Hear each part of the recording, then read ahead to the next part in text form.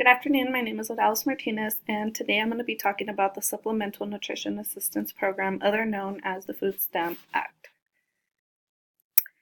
SNAP is reauthorized by Congress every 5 years as part of the Farm Bill.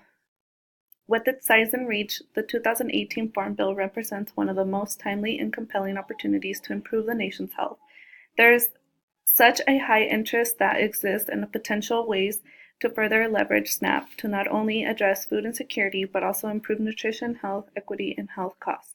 SNAP provides important nutritional support for low-wage working families, low-income seniors, and people with disabilities living on fixed incomes. Close to 70% of SNAP participants are in households with seniors or people with disabilities. After unemployment insurance, it is the most responsive federal program providing additional assistance during economic downturns. The definition of it is the Supplemental Nutrition Assistance Program is defined as a United States federal government program. The current Supplemental Nutrition Assistance Program, which is SNAP for short, formerly called food stamps, was originally enacted by the United States Congress in 1964. The use of food stamps increased the nutritional value of a low-income household food supply by 20 to 40%. And houses that participated spend more and gather more food than non-participating low-income households. A little history about it is the foundation for SNAP was first built in 1933 as part of the Agricultural Act. It was established during the era of the Great Depression, when the prices for crops fell dramatically, when the farms across America were struggling to deal with the excess supply. Therefore, the federal government bought basic farm materials at discounted prices that were distributed among hunger relief agencies in states and local communities. The policy of the food stamps plan was implemented in 1939 under the administration of President Franklin D. Roosevelt as part of the New Deal program. Participants in the program purchased booklets of orange stamps to buy food and household items that included starch, soap, and matches. The stamps were not useful to buy alcohol, tobacco, or food that was eaten in stores. For every $1 in orange stamps that were purchased, an additional 50 cents of blue stamps were given to participants. The biggest expansion of the food stamp program was during the Nixon administration. He argues that he was determined to put an end to world hunger in America.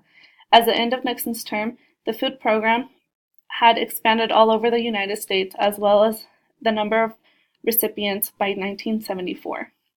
The United States SNAP program is among the largest and most promising opportunities to improve food choices and health while reducing costs and disparities.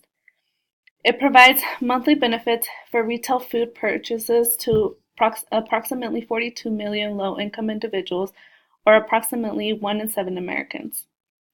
Even though SNAP is efficient for the reduction of food insecurity, it has never been focused on the nutrition or health of the recipients, many of which have healthy issues such as cardiovascular and diabetes.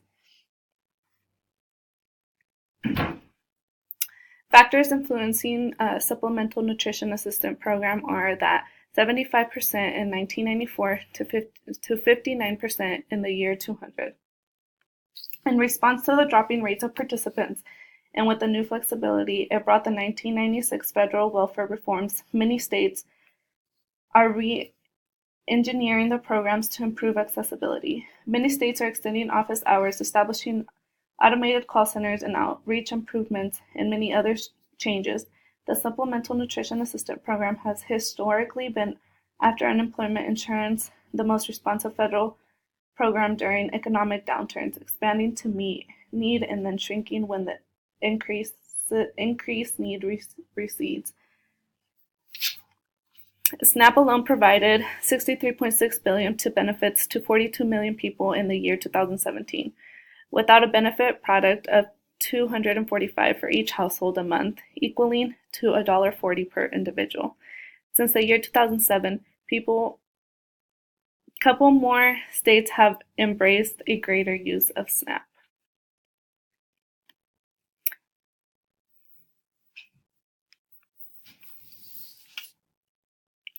Some policy implementations are the agency conducting policy and the eligibility criteria.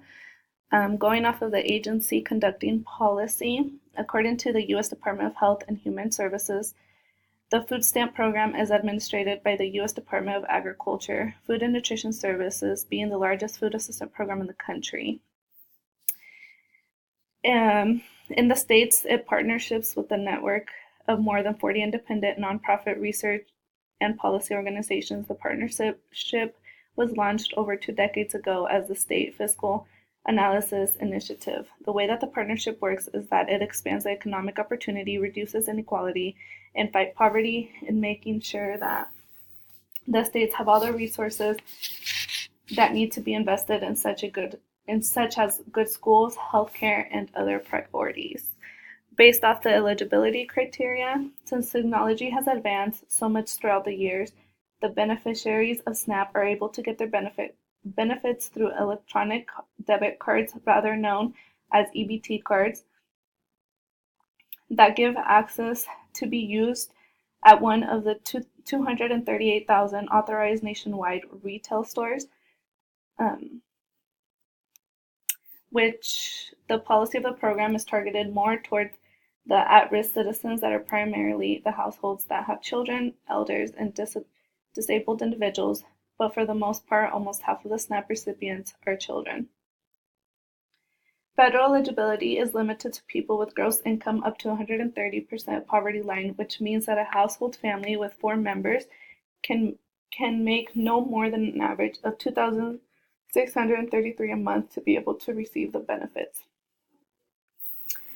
As of today, SNAP is only open-ended mandatory federal nutrition program where the applicant eligibility is based on household income. To become eligible for SNAP, one individual member of the household must apply at the local state or country that he or she resides in by visiting the state agency website and completing the application that's provided online.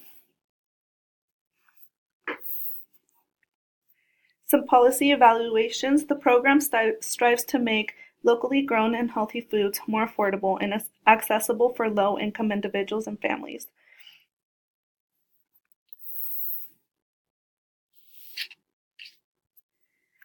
Unlike many other programs, SNAP is categorized with requirements that determine the eligibility and the status of the individuals of a low-income household.